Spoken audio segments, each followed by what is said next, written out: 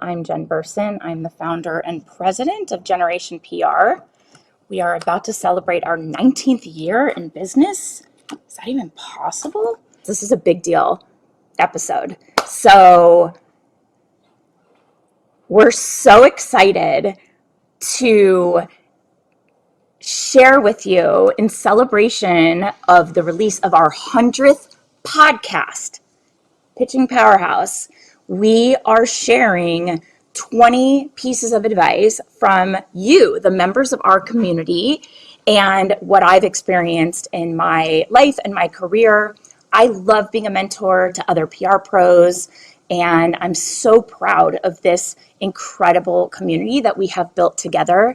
And every single day, our amazing community members, the people that are here in our group, post advice or asking for help on challenges that they're facing in their agencies.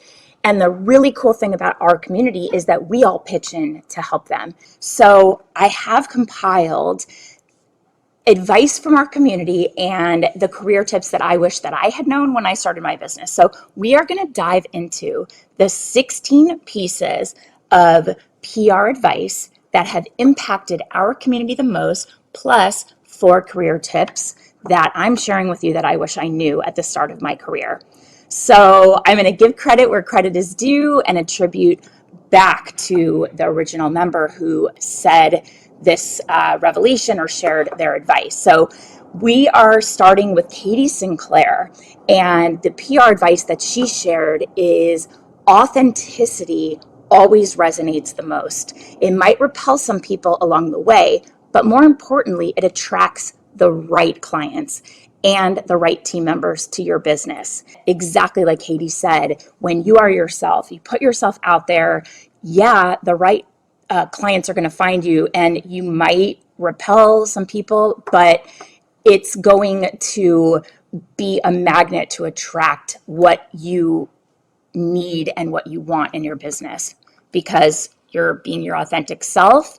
And it's like people can take it or leave it. And if they leave it, they're not for you. So I love that, Katie. Thanks for sharing. Next up is Ashley. Ashley Martinez said, take the time to build relationship.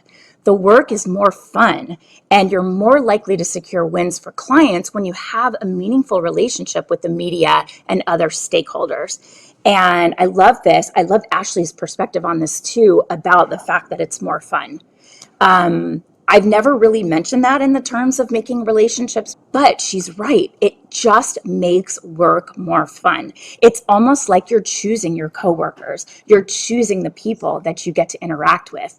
And so you make these connections, you kind of connect on a personal and a deeper level, and you make it more about this relationship that is give and take and supportive and adding value both ways. And then you're kind of pitching your friends. You're having a good time leveraging these connections that you've made that feel more personal. So I love that perspective of adding the fun, and it's all about building those relationships. So thank you, Ashley. I could not agree more with that. Great piece of advice. So next up I have Jen Flanagan, and she said, PR skills are transferable to so many different industries and career opportunities. Also, PR varies from industry to industry. So keep going if your first niche isn't the best fit for you. So I love Jen's telling of PR skills being transferable, and just to keep going. So if you hit a niche and you don't love it, couldn't agree more. And next up, I have Morgan Canslini Mitchell, and she said, the biggest lesson I've learned in my career in PR is that it's okay to get a no. Because if you don't ask, you're not going to get a yes. But especially nowadays, she says, there are so many media options and opportunities for clients. I used to dread hearing no, but that's 100% part of the job. It's just about how you can pivot and adapt to get your client the most coverage in spaces that make sense. Morgan said, you cannot get the yes unless you ask. And you have to keep in mind, the worst thing they can say is no, but they're not going to say yes unless you ask. So no or no response becomes a very key part of what it is that we do. You have to get comfortable with that. Natasha Dressler We love Natasha. She said, you need to have an amazing contract that outlines everything imaginable, including the payment schedule, late fees, behavioral clauses, termination clauses, and national and local laws. We want to protect you against these possibilities. That's what contracts are. It's just, if this happens, you're protected. If that happens, here's the outcome. If this thing is breached, this is the steps that will be taken. Next up, Andrea Holland, and she said being an honest, transparent human goes a long way. In a world of external reputation management, client management, and media management, it's sometimes easy to get carried away with overpromising and people pleasing. And Andrea says, I've learned that always being authentic, even when the news is not favorable or the stakes are high, has helped clients and media gain trust in me and work with me again. That is fantastic advice. And I think that we have seen some companies handle things very poorly, and they're not transparent. They are not authentic. They don't own up and take responsibility. They don't give a plan for how they're going to handle certain situations. And not only do the consumer or the media very much dislike that, but consumers note it and they say, like, we don't want to align ourselves with that company anymore because our values don't align. Sarah Mason said teaching clients about the media is critical to managing expectations. Two reality checks that come up often are that journalists don't need to correct something that is not factually inaccurate, and that the links are not always included in the stories. And to build on what Sarah said, the only things that you can go back to a journalist and ask them to change is something that is incorrect. If it is factually inaccurate. And Nikki Taylor said, the biggest lesson I've learned is to never, yes, never burn bridges with previous clients. Oh my God, am I shocked at how many people do this. Just because in that season they did not want to renew their contract with you doesn't mean they're dissatisfied with your work. Sometimes businesses just aren't ready yet for the exposure that PR will bring them. Be patient, respect their decision, and don't burn that bridge. Love that advice, Nikki. That is so smart. And I couldn't stress that anymore. The next up is Kaylee Sheerant, and she said, rejection is not fatal. It sucks, but it's part of the game. There's plenty I can do to minimize my chances of being rejected. But sometimes even the most amazing product and the most thoughtful and well-planned pitch just isn't what they're looking for.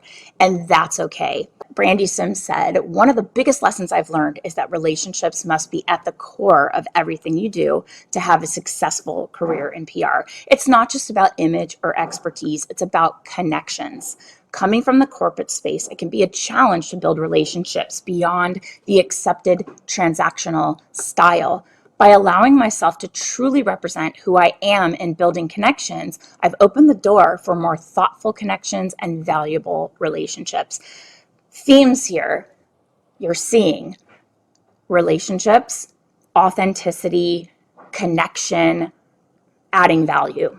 Core lessons that will benefit you no matter where you are. Lindsay Walker said, the biggest lesson I've learned since I started my career in PR is longevity requires transparency and the ability to pivot.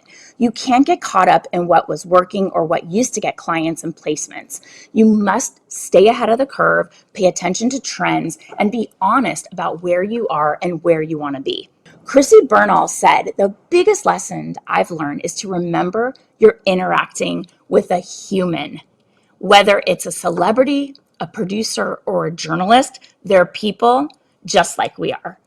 An influencer, a big CEO of a big company, they're people just like we are. Just be yourself. And like Chrissy says, interact like they're people just like we are. And it brings down that level of fear and that sort of distance that you might present yourself that's not actually there.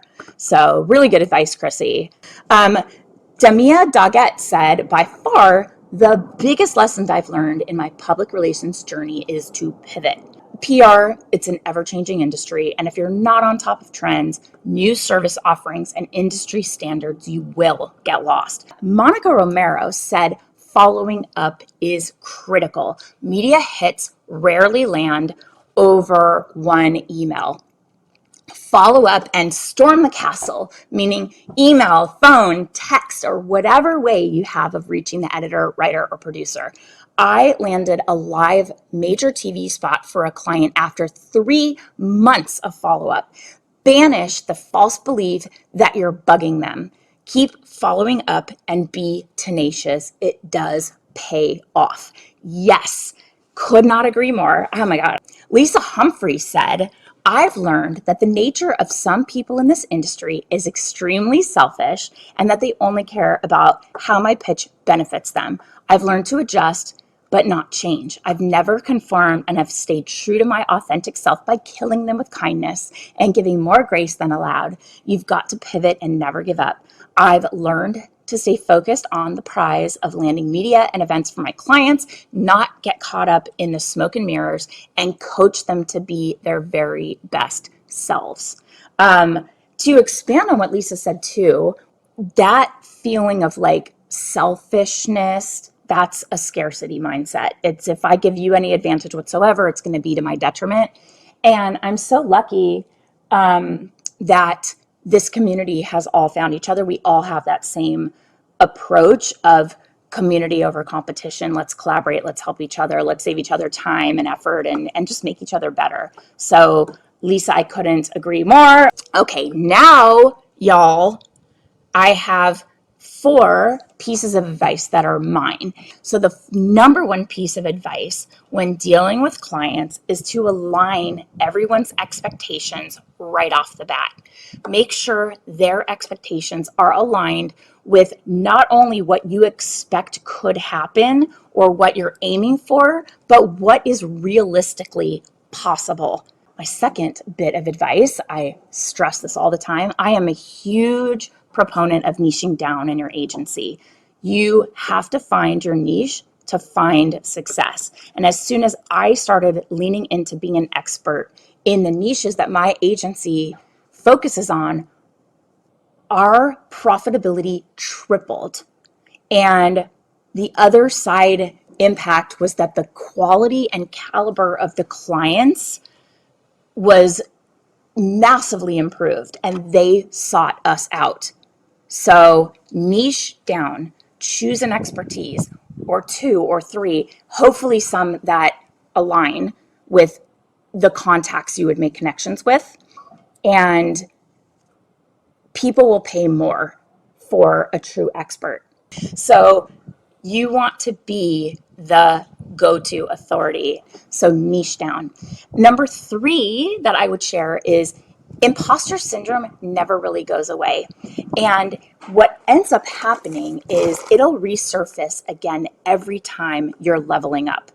So I've come to almost appreciate those feelings, honestly, because what it shows me is that I'm growing. And you have to accept that imposter syndrome is something that you're going to probably always experience. I don't want to say struggle with, I have that written here, but I would say experience, because you are never going to feel 100% confident in everything, especially, like I said, when you triple your rates and you attract bigger clients. We've had people in our community say, I don't know that I have what it takes to do the work they're expecting of me. And it's like, yeah, you've already done it. It's just that they're paying more. They don't expect more. They expect what you've already shown them that you can do, that value that you've already shown them that you could provide. You're fearful because now you think because you're asking for a higher rate that they expect, a new client coming in expects something that you can't deliver on. But the reality is you're feeling imposter syndrome because it's something bigger that you're doing for the first time in terms of a bigger client or something new. And it'll always be in the background, but it is important to acknowledge when you feel that way as a moment of growth. as personal and professional expansion. It's a positive. So if you feel that feeling creep up, you should switch up that mindset and reframe it as something that's empowering, not discouraging. Got one more for you. Okay, the last bit of advice, and this rounds out our top 20 in honor of and in celebration of our 100th episode of the Pitching Powerhouse podcast. When you know your value and you know that the results you bring will drive immense value for your clients, you can properly price your services and move completely away from an hours for dollars calculation. Clients are going to pay you based on what you show them is the value you provide. And your mindset has to shift away from how long each task will take you and instead focus on being compensated for the results you're getting and the value that you bring, which has nothing to do with the amount of time you spend working on your clients' accounts. And when I realized that and I switched to this retainer-based pricing model, my revenue increased substantially, my workload decreased, and my feelings of contentment in my business and excitement and passion for my work massively up leveled. So you're not going to get the compensation you deserve unless you ask for it. And just focus on the value that you can bring with your PR efforts, with your relationships. And this also ties back to niching down. The more concentrated you are on your expertise, the relationships you have, the better you're able to show that client that squarely fits in that niche what you're able to potentially do for them. So those are the top 20, you guys. Love you guys. I'll see you next week. Bye.